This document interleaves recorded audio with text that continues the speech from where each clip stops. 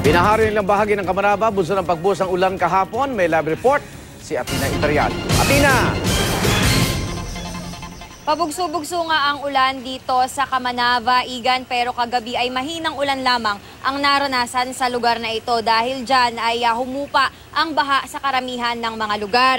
Hating gabi, gutter deep ang baha sa Sitio 1 at 2 ng Barangay Malanday sa Valenzuela City. Ganito rin sa MacArthur Highway sa Marilao, Bulacan. Kahit pa mababaw na ang baha, dahan-dahan pa rin ang patakbo ng mga motorista para iwas aksidente. At dahil bumaba rin ang tubig sa Lamesa Dam at hindi na kinailangang magpakawala ng tubig sa ngayon, ligtas sa baha ang mga barangay sa Valenzuela na direktang apektado kung nagkataon gaya ng Pulo, General T. De Leon, Maconacon, Ugong, Karuhatan, Maysan, Parada, Paso de Blas, Bagbagin at Mapulang Lupa. Laking pasasalamat naman ng residente sa gilid ng Tulyahan River sa Valenzuela. Kahapon kasi halos umabot na sa spilling level ang Lamesa Dam.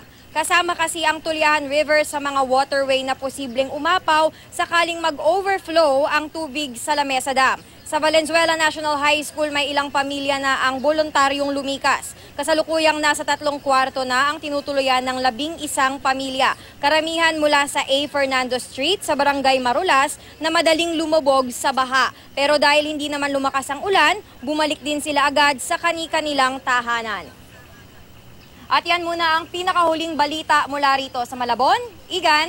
Maraming salamat, Atina Imperial.